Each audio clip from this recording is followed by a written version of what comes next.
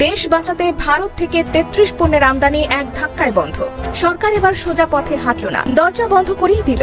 বছরের পর বছর ধরে ভারত যা খুশি তাই পাঠিয়েছে আমাদের দেশে। একদিকে আমাদের দেশীয় শিল্প ধ্বংসের মুখে, আরেকদিকে ভারতের রপ্তানিকারকদের মুনাফা দিনে দিনে আকাশচুম্বী। দেশের বাজার ছিল যেন ওদের বাগানের গাছ, যা খুশি তাই ফলবে, যা খুশি তাই কাটা যাবে।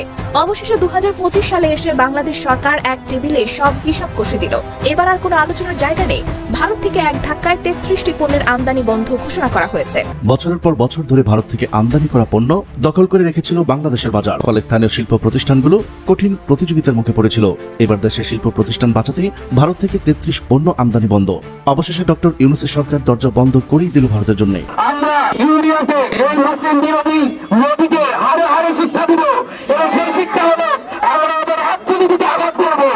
আমরা যদি ইন্ডিয়ার সকল পণ্য বয়কট করতে পারি তাহলে ইনশাআল্লাহ ইন্ডিয়ার মাথানত হবে। ইন্ডিয়া অনেক চুলকাইছে না। আসসালামু আলাইকুম ওয়া রাহমাতুল্লাহি ওয়া বারাকাতুহু। প্রিয় দর্শক শ্রোতা মণ্ডলী, ভিডিওটি যারা দেখছেন, যেখান থেকে এই মুহূর্তে ভিডিওটি প্লে করেছেন, অনুরোধ করব তাদের সকলকে পুরো ভিডিওটি সম্পূর্ণ দেখার জন্য। প্রিয় দর্শক শ্রোতা মণ্ডলী, দেশ বাঁচাতে এক ধাক্কায় ভারতের ৩৩ পণ্য বন্ধ করে দিয়েছে বাংলাদেশ। ভারত থেকে ৩৩ ধরনের পণ্য আমদানি বন্ধ করেছে সাম্প্রতিক সময়ে বাংলাদেশ। প্রিয় দর্শক শ্রোতা মণ্ডলী, ডক্টর ইউনূসের এই সিদ্ধান্তে এখন ভারতের কপালে চিন্তার ভাঁজ। গুঞ্জন উঠছে পরবর্তী পদক্ষেপ হতে পারে ভারতীয় চ্যানেলগুলো বন্ধ করে দেওয়া। প্রিয় দর্শক শ্রোতা মণ্ডলী, ভারতীয় পণ্য বয়কট করে নিজের দেশের প্রতি সম্মান এবং ভালোবাসা জানিয়েছে প্রফেসর ইউনূসের সরকার। চলুন কথা না বাড়িয়ে আমরা দেখে আসি ভারতের কোন ৩৩টি পণ্য আমদানি বন্ধ করেছে সাম্প্রতিক সময়ে বাংলাদেশ, কেন কী কারণে ভারত থেকে এই ৩৩ ধরনের পণ্য আমদানি বন্ধ করে দিল হঠাৎ। প্রিয় দর্শক শ্রোতা মণ্ডলী, পুরো ভিডিওটি জুড়ে আপনারা আশা করি আমাদের সঙ্গে থাকবেন। যদি আপনারা আমাদের চ্যানেলে নতুন হয়ে থাকেন তাহলে চ্যানেলটি অবশ্যই সাবস্ক্রাইব করবেন এবং ভিডিওটি বেশি বেশি শেয়ার করে দেবেন বন্ধুবান্ধবের কাছে। চলুন এই পর্যায়ে দেখে আসি প্রফেসর ইউনূসের সরকার কেন হঠাৎ এমন সিদ্ধান্ত নিল, কেন ভারত থেকে ৩৩ ধরনের পণ্য আমদানি বন্ধ করলো। দেশ বাঁচাতে ভারত থেকে ৩৩ পণ্যের আমদানি এক ধাক্কায় বন্ধ। সরকার এবার সোজা পথে হাঁটল না, দরজা বন্ধ করেই দিল। বছরের পর বছর ধরে ভারত যা খুশি তাই পাঠিয়েছে আমাদের দেশে। একদিকে আমাদের দেশীয় শিল্প ধ্বংসের মুখে, আরেকদিকে ভারতের রপ্তানিকারকদের মুনাফা দিনে দিনে আকাশচুম্বী। দেশের বাজার ছিল যেন ওদের বাগানের গাছ, যা খুশি তাই ফলবে, যা খুশি তাই কাটা যাবে। অবশেষে ২০২৫ সালে এসে বাংলাদেশ সরকার এক টেবিলে সব হিসাব কষে দিল। এবার আর কোনো আলোচনার জায়গা নেই। ভারত থেকে এক ধাক্কায় ৩৩টি পণ্যের আমদানি বন্ধ ঘোষণা করা হয়েছে। চলুন এক নজরে দেখে নেওয়া যাক সেই ৩৩টি পণ্যের তালিকা, যেগুলো এখন থেকে আর বাংলাদেশে ঢুকবে না ভারত থেকে। Duplex board, news print, kraft paper, cigarette paper, মাছ, সুতা, আলু, গুঁড়ো দুধ, তামাক, রেডিও যন্ত্রাংশ, টিভি যন্ত্রাংশ, সাইকেল যন্ত্রাংশ, মোটর যন্ত্রাংশ, ফর্মিকা শিট, সিরামিক সামগ্রী, স্যানিটারি সামগ্রী, স্টেনলেস স্টিল সামগ্রী, মার্বেল স্ল্যাব, টাইলস, মিশ্র কাপড়, ছাপানো কাপড়, ডিনার সেট ও গ্লাসওয়্যার, কৃত্রিম রেশমি সুতা, সস্তা প্যাকেটজাত নুডলস, সৌন্দর্য চর্চার প্লাস্টিক সামগ্রী, প্লাস্টিক চামচ, বাজারজাত প্লাস্টিক বালতি, অ্যালুমিনিয়াম পাত, সস্তা ইলেকট্রিক সুইচ ও ফিটিংস, থার্মোকল ও ইউপিএস বক্স, কম দামি ফার্নিচার কাঠ, বাজেট রেঞ্জ কিচেন সেট, গৃহস্থালী প্লাস্টিক সামগ্রী। এই সিদ্ধান্ত মূলত এসেছে জাতীয় রাজস্ব বোর্ডের পক্ষ থেকে, যেখানে স্পষ্টভাবে বলা হয়েছে এই পণ্যগুলো দেশের অভ্যন্তরীণ উৎপাদনের ক্ষতি করছে, বাজার দখল করছে এবং কিছু ক্ষেত্রে অবৈধ রুটে ট্রানজিট হয়ে তৃতীয় দেশে রপ্তানিও হচ্ছে। অর্থাৎ শুল্ক ফাঁকি দিয়ে বৈধ বাণিজ্য ব্যবস্থাকেও নষ্ট করছে এইসব ভারতীয় পণ্য। প্রথমত, এই নিষেধাজ্ঞার মাধ্যমে সরকার একটা বিষয় পরিষ্কার করে দিয়েছে, বাংলাদেশের বাজার আর ফ্রি ফর অল থাকবে না। বহু বছর ধরে ভারতের সঙ্গে আমাদের একতরফা বাণিজ্য চুক্তির ফাঁকে তারা যেভাবে আমাদের বাজারকে তাদের ল্যাবরেটরি বানিয়ে রেখেছিল, সেটার অবসান এখন শুরু হলো। বহুদিন ধরে এই প্রসঙ্গ উঠে আসছিল ব্যবসায়ী মহলে, কিন্তু এবার সেটা নীতি নির্ধারকদের মিটিং টেবিল থেকেও বাস্তবে রূপ পেয়েছে। দ্বিতীয়ত, এই তালিকার মধ্যে বেশ কিছু পণ্য এমন রয়েছে যেগুলোর দেশীয় উৎপাদন খুব ভালো অবস্থানে আছে, যেমন কাগজ, সিরামিক, স্যানিটারি সামগ্রী, মাছ, মাছ, দুধ ও কাপড়। সোজা কথা, আমরা নিজেরাই এই পণ্য তৈরি করতে পারি এবং করছিও, অথচ ভারতীয় পণ্য কম দামে ঢুকে সেই বাজার মার খাইয়ে দিয়েছে। এতে দেশীয় শিল্প শুধু বিক্রি হারায়নি, বরং অনেক ক্ষেত্রে উৎপাদন কমিয়ে দিতে বাধ্য হয়েছে। এই পরিস্থিতি থেকে বের হওয়ার জন্যই এবার সরকার নিষিদ্ধ করে দিয়েছে এইসব ভারতীয় পণ্য। তৃতীয়ত, এই নিষেধাজ্ঞার একটি গুরুত্বপূর্ণ দিক হলো এটা প্রাক বাজেট নীতিমালার অংশ হিসেবে ঘোষণা করা হয়েছে। অর্থাৎ এই সিদ্ধান্তটি অর্থনৈতিক কৌশল, যেখানে ভবিষ্যতের জন্য একটি নিরাপদ বাজার গঠন করার রূপরেখা রয়েছে। এখানে অবশ্য একটা প্রশ্ন ওঠে, এই পদক্ষেপ কি শুধু ভারতের জন্য? আপাতত হ্যাঁ, কারণ পণ্যের উৎস ভিত্তিক পর্যালোচনায় দেখা গেছে নিষিদ্ধ ঘোষিত এই পণ্যের 90% ভারত থেকে আসে। এদের বেশিরভাগ আবার কম দামি পণ্য, যেগুলো কেবল মূলধারার বাজার নয়, গ্রামাঞ্চল পর্যন্ত ছড়িয়ে পড়েছে। এর ফলে অনেক দেশীয় ক্ষুদ্র শিল্প যারা স্থানীয় চাহিদা পূরণ করে তারা একেবারে দরজায় তালা লাগাতে বাধ্য হয়েছে। আরো গুরুত্বপূর্ণ হলো সরকারি নিষেধাজ্ঞার সময় কিছু সাবধানতাও রেখেছে, যেমন কাঁচা তামাকের কিছু উপাদান যেগুলো নির্দিষ্ট নিবন্ধিত বিড়ি কারখানা আমদানি করে থাকে সেগুলোর জন্য বিশেষ শর্তে ছাড় থাকবে। অর্থাৎ যেখানে সত্যিকার প্রয়োজন সেখানকার ব্যতিক্রম অনুমোদন থাকছে। বাংলাদেশ দীর্ঘদিন ধরে ভারতকে একটি প্রধান উৎস হিসেবে দেখে এসেছে। বিশেষ করে আমদানির ক্ষেত্রে বহু বছর ধরে ভারত ছিল 1 নম্বর পছন্দের জায়গা, কারণ ভৌগোলিক নিকটতা, পারস্পরিক যোগাযোগ ব্যবস্থা এবং আগের অনেক বাণিজ্যিক সমঝোতার ফলে ভারতীয় পণ্য বাংলাদেশে দ্রুত ও সহজে প্রবেশ করতে পারত। কিন্তু এই সুবিধা একসময় ক্ষতির কারণ হয়ে দাঁড়ায়, কারণ ভারত থেকে আসা অনেক পণ্য দেশের স্থানীয় শিল্পের জন্য মারাত্মক প্রতিযোগিতা তৈরি করে। অনেক সময় এসব পণ্য এত কম দামে আসে যে দেশীয় কারখানাগুলো উৎপাদন খরচই তুলতে পারে না। ফলাফল হিসেবে ক্ষুদ্র ও মাঝারি শিল্পে ধস নামে। বছরের পর বছর ধরে ব্যবসায়ী সংগঠনগুলো, শিল্প উদ্যোক্তারা এবং অর্থনীতিবিদরা বলে আসছিলেন এই পরিস্থিতি অব্যাহত থাকলে দেশের উৎপাদন খাত ধ্বংস হয়ে যাবে। বিশেষ করে যেসব পণ্য বাংলাদেশ নিজেই উৎপাদন করতে পারে সেগুলোর ক্ষেত্রেই সবচেয়ে বেশি চাপ পড়েছে, যেমন প্যাকেজিং কাগজ, সিরামিক টাইলস, স্যানিটারি ফিটিংস, গুঁড়ো দুধ, মাছ, কাপড় বা গৃহস্থালির প্লাস্টিক পণ্য। এই সব কিছুর স্থানীয় উৎপাদন ক্ষমতা থাকলেও ভারত থেকে এত কম দামে ঢুকত যে স্থানীয় কারখানাগুলো টিকতেই পারত না। এই বাস্তবতা বিবেচনায় নিয়ে সরকার প্রথমে পণ্যের তথ্য বিশ্লেষণ করে। দেখা যায় ভারতের সঙ্গে বাংলাদেশের বাণিজ্য ঘাটতি ক্রমাগত বাড়ছে। অর্থাৎ ভারত বাংলাদেশে প্রচুর পণ্য রপ্তানি করছে, কিন্তু বাংলাদেশ সেদেশে খুব পরিমাণে পণ্য রপ্তানি করতে পারছে না। আবার যেসব পণ্য রপ্তানি হয় সেগুলো নানা বিধিনিষেধ, কোটা বা মান সংক্রান্ত বাধা জারি থাকে। এই একতরফা অবস্থার মধ্যে সরকার সিদ্ধান্ত নেয় যেসব পণ্যের দেশে উৎপাদন শক্তিশালী সেগুলো ভারত থেকে আমদানি বন্ধ করতে হবে। এই সিদ্ধান্ত বাস্তবায়নের জন্য জাতীয় রাজস্ব বোর্ড 2025 সালের এপ্রিল মাসে 33টি পণ্যের তালিকা প্রকাশ করে, যেগুলো ভারত থেকে আমদানি নিষিদ্ধ করা হয়েছে। এর পেছনে 3টি মূল কারণ আছে। প্রথমত, দেশীয় শিল্প সুরক্ষা; দ্বিতীয়ত, অপ্রয়োজনীয় আমদানির চাপ কমানো; তৃতীয়ত, অপ্রত্যক্ষভাবে শুল্ক ফাঁকি, রিরাউটিং বা অবৈধ পুনঃরপ্তানির পথ বন্ধ করা। এই নিষেধাজ্ঞা ঘোষণার পর আন্তর্জাতিক ও প্রতিবেশী প্রতিক্রিয়া খুব স্বাভাবিকভাবেই এসেছে। ভারতের কিছু রপ্তানিকারক গোষ্ঠী এতে অসন্তুষ্ট হয়েছে, কারণ বাংলাদেশের বাজার ভারতের অনেক ছোট মাঝারি ব্যবসার জন্য একটি গুরুত্বপূর্ণ রপ্তানি গন্তব্য। তারা দীর্ঘদিন ধরে এখান থেকে সহজেই ব্যবসা করে আসছিল। এখন সেই প্রবাহ থেমে যাওয়ায় তাদের ব্যবসা ক্ষতিগ্রস্ত হচ্ছে। এই সময় অনেকেই প্রশ্ন তুলেছেন, নিষেধাজ্ঞার ফলে কি দেশের বাজারে সংকট তৈরি হবে না? আসলে বিষয়টা পুরোপুরি ভিন্ন। সরকার এমন পণ্য নির্বাচন করেছে যেগুলো বাংলাদেশের ভেতরে উৎপাদিত হয় অথবা অন্য দেশ থেকেও সহজে আমদানি করা যায়, যেমন চীন, মালয়েশিয়া, ইন্দোনেশিয়া, থাইল্যান্ড, তুরস্ক, এমনকি মধ্যপ্রাচ্য থেকেও অনেক বিকল্প উৎস আছে। কাজেই এই নিষেধাজ্ঞার ফলে বাজারে ঘাটতির আশঙ্কা নেই, বরং এতে স্থানীয় শিল্পে একটা ন্যায্য প্রতিযোগিতা তৈরি হবে। দেশের কারখানাগুলো আবার ঘুরে দাঁড়ানোর সুযোগ পাবে, নতুন উদ্যোক্তারা উৎসাহ পাবে এবং কর্মসংস্থানের ক্ষেত্রেও ইতিবাচক প্রভাব পড়বে। একদিকে আমদানির চাপ কমবে, অন্যদিকে দেশীয় উৎপাদন বাড়বে। এই পরিবর্তন বাংলাদেশের কৌশলগত অবস্থানকেও শক্তিশালী করেছে। বিশেষ করে দক্ষিণ এশিয়ার ভেতরে যেখানে ভারসাম্য পরিবর্তন হচ্ছে, সেখানে বাংলাদেশ নিজেকে একটি স্বাধীন সিদ্ধান্ত গ্রহণকারী রাষ্ট্র হিসেবে প্রতিষ্ঠা করছে। চীন, তুরস্ক, মালয়েশিয়া এবং দক্ষিণ পূর্ব এশিয়ার অন্যান্য দেশের সঙ্গে বাণিজ্য সম্প্রসারণ এই নীতির অংশ। ফলে ভারতের উপর নির্ভরতা কমে যাবে এবং একচেটিয়া প্রভাব হ্রাস পাবে।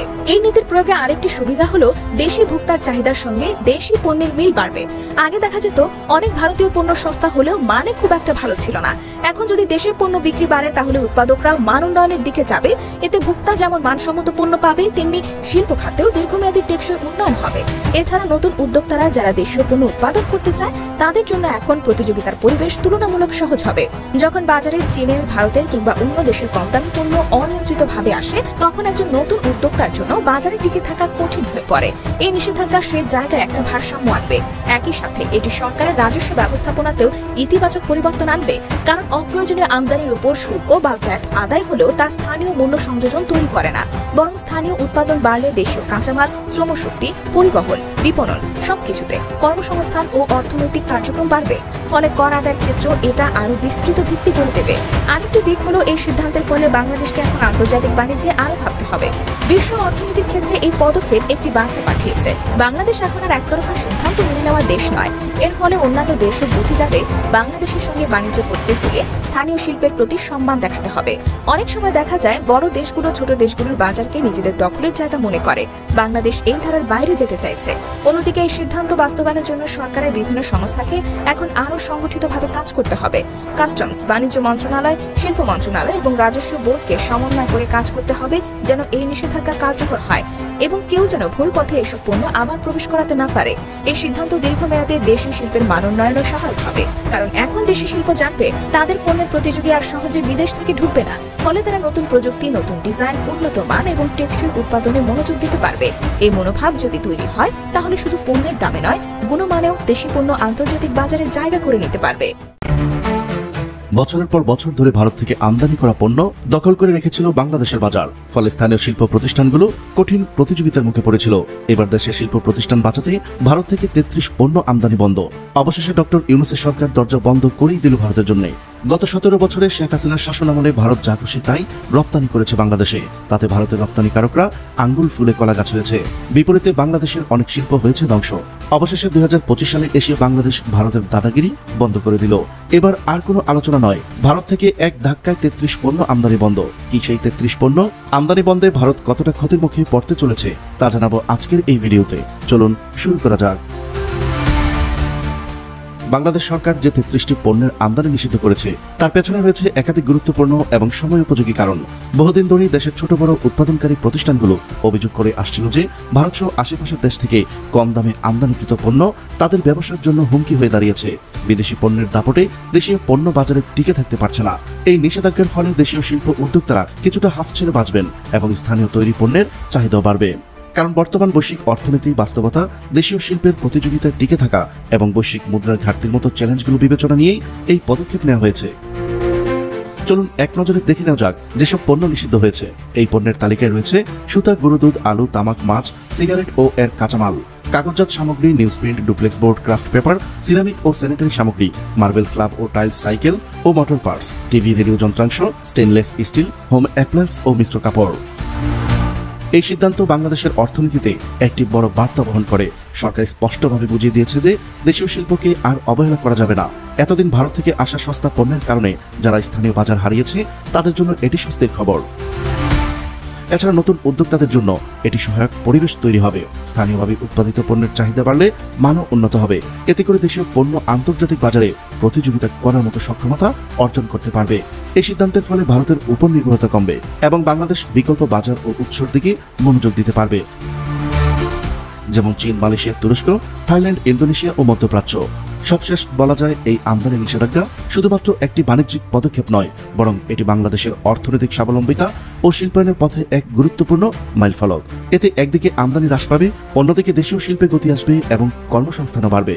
বাংলাদেশের উপর ভারতের ট্রান্সশিপমেন্ট বাতিলের পর একের পর এক ভারতীয় পণ্যের আমদানি বন্ধ করেছে ইউনূস সরকার। প্রথমেই সুতা আমদানি স্থগিত করেছে, এরপর আরও কিছু পণ্য আমদানি বন্ধ করেছে বাংলাদেশ। সব মিলিয়ে বাংলাদেশ সরকার সম্প্রতি ভারত থেকে 33টি পণ্যের আমদানি বন্ধ করার সিদ্ধান্ত গ্রহণ করেছে, যা দেশের অভ্যন্তরীণ শিল্পের সুরক্ষা এবং বাজারে ভারসাম্য আনার উদ্দেশ্যে নেওয়া হয়েছে। জাতীয় রাজস্ব বোর্ডের পক্ষ থেকে 2 দফায় এসব প্রজ্ঞাপন জারি করা হয়েছে। এসব পণ্যের তালিকায় রয়েছে duplex board, news print, kraft paper, মাছ, সুতা, আলু, গুঁড়া দুধ, তামাক, রেডিও যন্ত্রাংশ, টিভি যন্ত্রাংশ, সিরামিক সামগ্রী, স্যানিটারি সামগ্রী, স্টেইনলেস স্টিল সামগ্রী, মার্বেল স্ল্যাব, ছাপানো কাপড়, ডিনার সেট ও গ্লাসওয়্যার, কৃত্রিম রেশমি সুতা, সস্তা প্যাকেটজাত নুডলস, সৌন্দর্য চর্চার প্লাস্টিক সামগ্রী সহ আরো অনেক কিছু। এই নিষেধাজ্ঞা মূলত ভারতের সাথে বাংলাদেশের একতরফা বাণিজ্যিক সম্পর্কের অস্বস্তি এবং দেশীয় শিল্পের ক্ষতির কারণে নেওয়া হয়েছে বলে জানা গেছে। বিশেষত এসব পণ্য ভারতের কম দামে প্রবাহিত হয়ে বাংলাদেশের স্থানীয় শিল্পকে প্রতিযোগিতায় পিছিয়ে ফেলছিল এবং অনেক সময় উৎপাদনও কমিয়ে দিতে বাধ্য করছিল। সরকারের এই পদক্ষেপের পেছনে কয়েকটি কারণ রয়েছে। প্রথমত, দেশীয় শিল্প সুরক্ষা এবং বাজারে স্থানীয় উৎপাদনকে উৎসাহিত করা। দ্বিতীয়ত, অপ্রয়োজনীয় আমদানির চাপ কমানো। এসব পণ্য নির্বাচন সম্পর্কে জানা যায়, দেশের অভ্যন্তরীণ উৎপাদন ক্ষমতা ও ভোক্তা অধিকার অনুযায়ী বাজারে ঘাটতি সৃষ্টি হবে না এবং এটি স্থানীয় শিল্পের জন্য নতুন সুযোগ সৃষ্টি করবে এবং বাজারে এক ন্যায্য প্রতিযোগিতার পরিবেশ তৈরি করবে, যা দেশের অর্থনীতি ও কর্মসংস্থান বাড়াতে সাহায্য করবে। এসব পণ্যের অধিকাংশই ভারত থেকে আসে এবং তাদের অধিকাংশই কম দামে বাজারে পাওয়া যায়, যা দেশের ছোট ও মাঝারি শিল্পের জন্য বিপজ্জনক হয়ে দাঁড়িয়েছে। এর আগে বাংলাদেশ ডেইরি ফার্মার্স অ্যাসোসিয়েশন এবং স্থানীয় খামারিদের পক্ষ থেকে এনবিআরে আবেদন করে জানানো হয়, স্থানীয় বাজারে চাহিদার তুলনায় যথেষ্ট পরিমাণ দুধ উৎপাদন হচ্ছে দেশে। এমন পরিস্থিতিতে ভর্তুকিপ্রাপ্ত দেশ থেকে নিম্নমানের গুঁড়া দুধ আমদানি বন্ধ করার দাবি জানান খামারিরা। এখন এসব পণ্যের উপর নিষেধাজ্ঞা প্রয়োগের ফলে স্থানীয় উৎপাদন বাড়ানোর পাশাপাশি দেশীয় পণ্যের মান উন্নয়নে সহায়তা হবে। সরকার আশাবাদী যে এটি দেশের শিল্পের সক্ষমতা বাড়াবে, নতুন প্রযুক্তি, ডিজাইন এবং উন্নত মানের পণ্য উৎপাদনে সহায়ক হবে। এছাড়া এই পদক্ষেপ বাংলাদেশের বাণিজ্যিক কৌশলকেও শক্তিশালী করবে এবং আন্তর্জাতিক বাজারে বাংলাদেশের অবস্থান আরো দৃঢ় করবে। আমরা ইন্ডিয়াতে এই মুসলিম বিরোধী মোদীকে হারে হারে শিক্ষা দিব এবং সেই শিক্ষা হলো আমরা আমাদের অর্থনীতিতে আঘাত করবো। আমরা যদি ইন্ডিয়ার সকল পণ্য বয়কট করতে পারি তাহলে ইনশাআল্লাহ ইন্ডিয়ার মাথানত হবে এবং মুসলিমদেরকে তাদের সমান অধিকার এবং সম্মান দিতে তারা বাধ্য থাকবে। হয়তো দেখেন ইন্ডিয়াতে, হয়তো দিল্লিতে, হয়তো মাদ্রাসায় কোনো না কোনো মসজিদ ধ্বংস করে দেওয়া হচ্ছে, কোরআন শরীফ জ্বালিয়ে দেওয়া হচ্ছে, মুসলিম আমাদের বোনদেরকে বোরকা খুলে তাদের পর্দা খুলে বেপর্দা করে দেওয়া হচ্ছে, আমাদের মুসলিম ভাইদেরকে জোর করে হরকৃষ্ণে আরো আন্দোলন হচ্ছে। কিন্তু ভাইয়েরা, আমি একটা কথা মুসলিমদেরকে বলতে চাই, হিন্দুদেরকে বলতে চাই, খ্রিস্টানদেরকে বলতে চাই, মুসলিম ধর্ম সবসময় পৃথিবীতে শান্তি এনেছে। মুসলিম ধর্ম 570 খ্রিস্টাব্দ চালু হওয়ার পর থেকে 800 খ্রিস্টাব্দ থেকে এই ভারতীয় রাজত্ব করেছে। 800 থেকে 1400 খ্রিস্টাব্দ পর্যন্ত আমাদের মুসলিম রাজারা এই ভারতীয় যত হিন্দু আছে তাদেরকে মন্দির করে দিয়েছে, তাদেরকে তাদের উপাসনা করে দিয়েছে, তাদেরকে তাদের দায়িত্ব নিয়েছে, তাদেরকে সকল অধিকার দিয়েছে। আমাদের মুসলিম রাজারা কখনো এই ভেদাভেদ করেনি, কোন হিন্দু মুসলিমের মধ্যে ভেদাভেদ করেনি। কিন্তু আজকে যখন হিন্দুরা ক্ষমতা এসছে, বিশেষ করে মোদী সরকার ক্ষমতা এসছে, প্রথম থেকে আমরা দেখেছি কিভাবে মুসলিম জীবনে সে দায়িত্ব হয়ে পড়েছে। এই পৃথিবীকে, এই ভারতবর্ষকে তারা হিন্দু রাষ্ট্র পরিণত করতে চায়, তারা এর নামকরণ করতে চায় হিন্দুস্তান। আমরা কেটে মেনে নেবো ভাই? এই হিন্দুস্তান বা এই ভারত তৈরিতে মুসলিমদের সমান ভাগে ভাগ আছে। 800 শতাব্দী থেকে আমরা এই ভারতের মাটিকে তৈরি করেছি, আজকে আমরাই তাদের কাছে নিপীড়িত হচ্ছি। কিন্তু আমাদের বাংলাদেশের দিকে যদি আমরা তাকাই, আমরা দেখতে পাবো আমরা মুসলিম, হিন্দু, খ্রিস্টান, বৌদ্ধ, পাহাড়ি, সমতল সকলে কত শান্তিতে বসবাস করছি। এখানে কোনো ভেদাভেদ নেই। আমাদের মুসলিম ভাইয়েরা হিন্দু পোষণে হয়, মন্দির রাত থেকে পাহারা দেয়। আমাদের ইমামেরা, আমাদের মাদ্রাসার বাচ্চারা কিভাবে হিন্দুদেরকে পাহারা দিয়ে তাদেরকে তাদের ধর্মকর্ম করতে সুবিধা দান করে। অথচ আজকে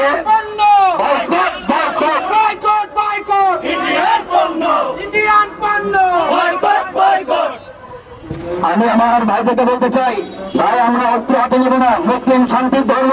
আমরা ইন্ডিয়াতে এই মুসলিম বিরোধী মোদীকে হারে হারে শিক্ষা দিব এবং সেই শিক্ষা হলো আমরা ওদের অর্থনীতিতে আঘাত করবো। আমরা যদি ইন্ডিয়ার সকল পণ্য বয়কট করতে পারি তাহলে ইনশাআল্লাহ ইন্ডিয়ার মাথানত হবে এবং মুসলিমদেরকে তাদের সমান অধিকার এবং সম্মান দিতে তারা বাধ্য থাকবে। আর আমরা এখানে 18 কোটি মুসলিম আছে, ইন্ডিয়াতে আছে এখন 25 কোটি।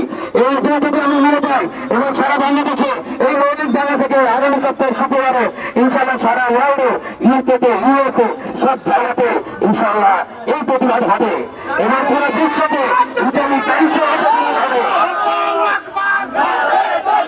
ইন্ডিয়ার বিরুদ্ধে ইন্ডিয়ার বিরুদ্ধে ইন্ডিয়ার বিরুদ্ধে আমরা ইনশাআল্লাহ সারা বিশ্বের মুসলিম উম্মতে এক করে ছাড়বো। বাংলাদেশের শক্তিটি আমরা সেদিন দেখে দিয়েছিলাম গাজার বিরুদ্ধে, যখন আমরা রাস্তা নিয়েছিলাম, ফিলিস্তিনের হয়ে যখন আমরা রাস্তা নিয়েছিলাম, গাজার হত্যার প্রতিবাদে আমরা যখন কোটি কোটি মুসলিম রাস্তা নিয়েছিলাম, আমরা আমাদের শক্তি সারা বিশ্বকে দেখে দিয়েছি। ইন্ডিয়া তুমি যদি ভয় না করো, এখনো তোমার সময় আছে। মোদী তুমি যদি ভয় না করো, তুমি মৃত্যুর ভয় না করো, তাহলে তোমার খবর আছে। তোমাকে বাংলাদেশের ফ্যাসিস্ট সরকার হাসিনাকে যেভাবে আমরা দাঁড়িয়েছিলাম, তার চেয়েও দুর্দশাগ্রস্ত হয়ে ইন্ডিয়া ছাড়তে হবে মনে দিচ্ছি আমরা বাংলাদেশিরা। ইন্ডিয়ান জনগণ, ইন্ডিয়ার মুসলিমদের সাথে আমরা সম্পূর্ণ একসাথে রয়েছি। আমরা কোনো ওদের হাত ছাড়বো না এবং ওদের সাথ ছাড়বো না। আমরা ইনশাআল্লাহ একসাথে শক্তি নিয়ে, এই মুসলিমের শক্তি নিয়ে আমরা একসাথে মুসলিম ইমানে বলিয়ান হয়ে, বলিষ্ঠ হয়ে আমরা যুদ্ধ চালিয়ে যাবো ইনশাআল্লাহ। ইন্ডিয়াকে কঠিন জবাব দিতে হবে। বিগত সময় বাংলাদেশে যেটা হয়েছে এটা নিয়ে ইন্ডিয়া অনেক চুলকাইছে না? আপনারা দেখেন সংখ্যালঘু ইস্যুটা কিভাবে সামনে আনছিল ইন্ডিয়া। কারণ ব্যাপারটা হয়েছে ইন্ডিয়ার সাথে আমাদের সম্পর্কটা এমন হয়ে গেছে, ওই এলাকায় দেখবেন কিছু মানুষ আছে নিজের ঘর ঠিক নাই, অন্যের ঘর নিয়ে ব্যস্ত, যে অন্যের ঘরে কি হইলো এইটা নিয়ে সে ব্যস্ত থাকে। তা ইন্ডিয়ার অবস্থা হয়েছে ওইটা, নিজের ঘর ঠিক নাই, অন্যের ঘর নিয়ে ব্যস্ত হয়ে গেছে, যে অন্যের ঘরে কি হইতেছে। কিরে ভাই, আপনাদের মনে আছে এই ইন্ডিয়া আর কিছু খুঁজে পায় না। ইন্ডিয়া হচ্ছে প্রতিটা মসজিদের নিচে একটা করে মন্দির খুঁজে পায়। ইন্ডিয়াতে যত বড় বড় মসজিদ আছে, প্রতিটা মসজিদের নিচে নাকি মন্দির আছে। কেন ভাই, নিচে কে? উপরে থাকতে পারলো না কেন? তোমরা তো মানে কি বলবো, তোমাদের দেশে হিন্দুদের সংখ্যা বেশি, তো মন্দির থাক। এমন ঘটনা ঘটবে হলো উল্টা, যে থাকবে ওইখানে হচ্ছে মসজিদ নিচে মন্দির উপরে, ঠিক না? তা তোমরা এখন প্রতিটা মসজিদের নিচে একটা করে মন্দির খুঁজে পাইতেছো। বাবরি মসজিদ যখন ভাঙা হয়, তারপরে দেখেন ওই যে মোদি বারবার করে বলে যে ইন্ডিয়াতে, বাংলাদেশে যদি হিন্দুরা নির্যাতিত হয় তাহলে এটা ইন্ডিয়াতে ছড়িয়ে পড়বে, সাম্প্রদায়িক দাঙ্গা লেগে যাবে। এ কথা বলে না? তোমার দেশে তো সাম্প্রদায়িক দাঙ্গা লেগেই আছে, তা আমরা আর কি লাগাবো? মোদি যখন বাংলাদেশে আসছিল সফরে, দেন শেখ হাসিনা যখন শেখ হাসিনা মোদিকে সফরে আনছিল, তখন কিন্তু এই মোদি বিরোধী আন্দোলন করার জন্য মারাও গেছিল অনেকে, আর অনেকের নামে মামলা হয়েছিল, সেই মামলা এখনো আছে। সেই মামলা অনেকে গ্রেপ্তার হয়েছে, তাদেরকে নির্মমভাবে মারা হয়েছে রিমান্ডে। এটা আপনারা খুব ভালো করেই জানেন। আজকে ইন্ডিয়াতে মুসলিম নির্যাতিত দেখেন, আমরা যে গাজার উপর হামলা হইতেছে এটা নিয়ে কথা বলতেছি না, আমরা কান্না করতেছি না। এখন ইন্ডিয়াতে যে পরিমাণ মানে মুসলিমদের উপর নির্যাতন শুরু হয়েছে, এটা নিয়ে তো বাংলাদেশেও ঝামেলা বেঁধে যেতে পারে। আমরা তো ভয়ে আছি ভাই, ভয়ে আছি না যে ইন্ডিয়াতে যেটা ঘটতেছে, দেখা গেলো ইন্ডিয়াটা মুসলিম নির্যাতিত হয়েছে ইন্ডিয়াতে, আমরা গাজার জন্য কান্না করতেছি। তাহলে এই যে ইন্ডিয়াতে যে মুসলিম নির্যাতিত, তাহলে আমরা মুসলিমদের জন্য কান্না করলে তো বাংলাদেশে হিন্দুরা বিপদে পড়ে যাবে। মোদি কি ইন্টেনশনে এই কাজটা করার চেষ্টা করতেছে যে ইন্ডিয়াতে মুসলিমদের নির্যাতিত করবো, বাংলাদেশে হিন্দুরা নির্যাতিত হবে, এই ইস্যুটা সামনে আনবে? তোমরা যে ইন্ডিয়াতে মুসলমানের নির্যাতন করো, এটা কি সারা পৃথিবী জানে না? জানে, সারা পৃথিবী জানে। আমি ইন্ডিয়াকে একটা কথা বলতে চাই, বাংলাদেশে একজন মুসলিম ভাইকে কোর্ট চত্বরে হত্যা করছিল হিন্দুরা। আমার কিন্তু একটা হিন্দু ভাইয়ের জীবন যায় নাই, এটা মাথায় রাখতে হবে। আগে নিজের ঘর সামলাও, পরে অন্যের ঘর নিয়ে চিন্তা করো। বুঝতে পারছো? তোমরা প্রতিদিন কি পরিমাণ মানুষকে নির্যাতন করতেছো মুসলিম বলে। একজন মানুষ দাঁড়িয়ে রাখতে পারবে না, একজন টুপি পরতে পারবে না, তাদেরকে নির্যাতন করতেছো, হিজাব পড়তে পারবে না, এভাবেই নির্যাতন করতেছো।